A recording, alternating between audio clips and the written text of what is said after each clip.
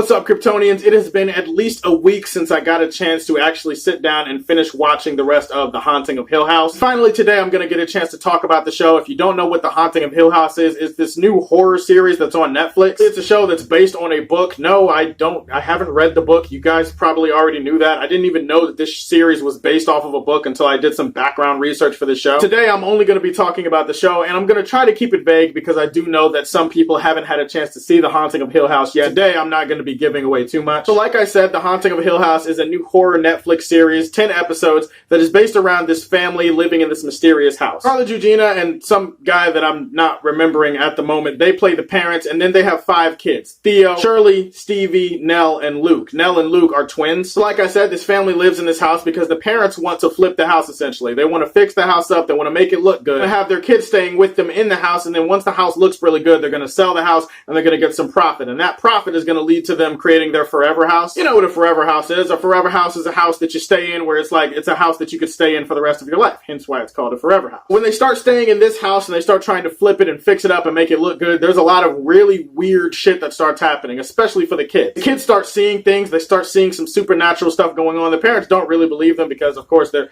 parents, and as a kid, you're programmed to think that parents are stupid because parents don't believe kids. Then one night, some really bad shit happens. The mother of the family, played by Carla Gugino, dies in a really horrible fashion. The father has to get the rest of the kids out of the house. Then we fast forward like 20-something years later, and all of the kids are now grown-ups, but they're still affected by all the shit that happened in this house. Apparently, this show was created by Mike Flanagan and directed by Mike Flanagan, I think. I'm not sure if he directed every single episode. The point is, this comes from Mike Flanagan, and Mike Flanagan is a guy that definitely has a background in horror movie shit. First things you have to realize right off the bat with this show is that its storytelling is a little bit different than maybe what you're used to. Storytelling in the show actually doesn't follow a linear line. Like, some of the shit that happens in the show, especially in the first half of the season, doesn't really go in a chronological order. That can be a little bit jarring at first, and it was a little bit jarring for me because we do get a lot of flashback scenes. We flash and we cut back from the kids when they were in the past in this house, and then we cut to them as adults, and we see kind of how the two storylines coalesce and merge. There are going to be a lot of scenes that are going to be missing some context. There's going to be a lot of scenes where characters, you're going to see their perspective, but you're not going to see the whole perspective. Later on, they're going to fill in the gaps, so to speak, and they're going to show you certain scenes where it's going to be like, oh, okay, that scene earlier makes a whole bunch of sense now. All out of order. They go from the past to the future. They show you different kids. They focus on different characters each episode. And like I said, it's kind of a fill in the gaps type of storytelling method, and I actually really appreciated it, especially as the season went along. It really leads to a great sense of discovery because as you're discovering things about the story, you're also discovering things about these characters that you wouldn't have understood if you had just taken earlier scenes at face value. It's really a unique way of telling the story in this season, and I really appreciated it because it made me feel very invested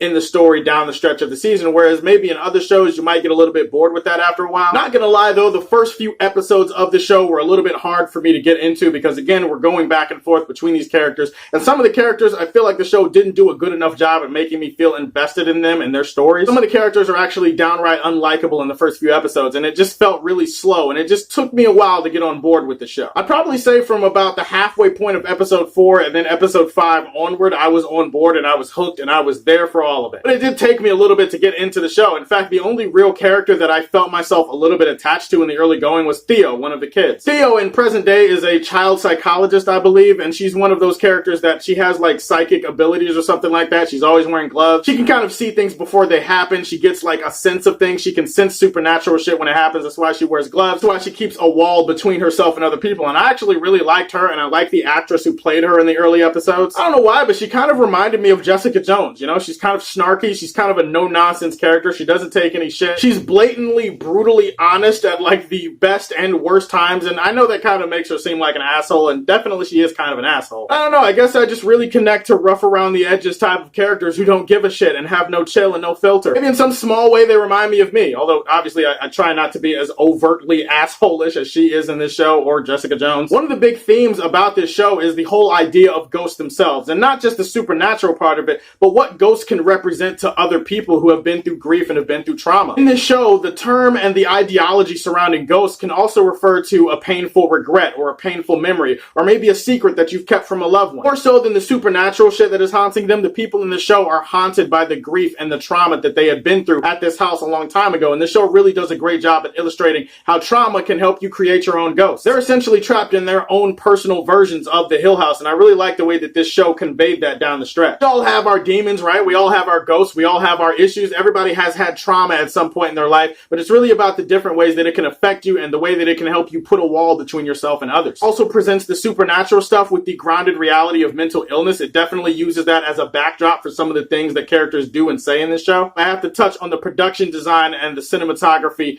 and the camera work because holy shit, it's damn near god tier. The show is eggs on a tit. It is a gorgeously shot show. It is beautiful in terms of the cinematography. Camera work in the show definitely makes you feel like you're watching a horror movie at times. It really does play with the corners of your eyes. It makes you think that you're seeing shit in the corner of these rooms. It definitely makes you think you're seeing shit in the shadows. It does a great job with the lighting. As a result, some scenes in the show, you're going to walk around, you're going to be like, holy shit, I think I saw something, but I'm not entirely sure. But I don't know, I'm just kind of creeped out. It's kind of an unsettling way they approach the camera work in the show. There was one episode in general where the camera work was just complete eggs on a tit, and I think it's episode 6. It's an episode where it takes place inside of a funeral home, and it's just one long, endless, continuous stream of long, single-shot takes. Shit was fucking breathtaking. I can't even really describe it. You kind of have to be there and watch the show to really appreciate it. Like I said, in the first few episodes of the show, I really wasn't feeling it. I didn't really find myself attached to a lot of the characters. I also think that the show relied a little bit too much on jump scares in the early episodes. I think that the camera work was so well done, and it was edited so well to create suspense. The execution was so high on those aspects of the show that it was kind of disappointing in the early episodes when they kept reverting to these tired old jump scares. It's a problem that disappears the longer the season goes on, but it is something that bothered me in the early part of the season. I would say actually the two biggest problems with the show are just personal things with me, and that's how I feel about two of the characters. Their names are Steve and Shirley. They're, I think, the two oldest kids of the group of 5. And man, they're just really douchebaggy, unlikable characters. I really don't like them. I get what the show was trying to go for with them. I get the why of why they act the way they do. It doesn't change the fact that for most of the season, I sat there not really giving a shit if they died or if their heads got snapped off by a ghost or something. If I were to compare them to anything, I would compare it to the feeling that you feel when you watch Fear the Walking Dead. You guys know that other show on AMC, Fear the Walking Dead, where it's essentially The Walking Dead before it became The Walking Dead, and it deals with people and how they dealt with these zombies at the beginning of the outbreak. It's just a frustrating thing for fans to watch because we already know the world that they live in. We know how people should be responding to these zombies and these walkers. The people in that show don't really know that yet, and it's just a very frustrating thing when the audience is ahead of the characters in the show because they do stupid shit and it just makes you yell at the screen like, why are you doing that? I mean, you get why they're doing that, but it's so frustrating to watch. Steve and Shirley are those two obnoxiously self-righteous characters that look down on other people, and they're the type of characters that if you're trying to explain something weird and they say, go ahead, explain something weird, then you try to explain it and they're going to cut you off and interrupt you in the middle of it and be like, no, that's stupid, that doesn't make sense, I don't believe you. As a result, some of the emotional scenes with them towards the end of the season didn't really land for me. Having said that, I really enjoyed this show, man, from an execution standpoint, production value, cinematography, shot design, editing, all of that shit is really good. Almost like a cinematic experience watching the show. The performances are actually pretty good. Carla Gugino, to me, was a standout. I like the way the show tackled its themes about mental illness and about the ghosts and the walls that people put up. Really, a large portion of the trauma involving ghosts in the show has nothing to do with actual literal ghosts, and I found that kind of refreshing. The show is pretty good, not great. I will say that it's probably a solid 4 out of 5 supers. Definitely enjoyed this show, and I wouldn't mind seeing a second season. So guys, tell me what you thought about The Haunting of Hill House in the comment section below. Please like and subscribe to the Superfan Show, and as always, if you like what you see,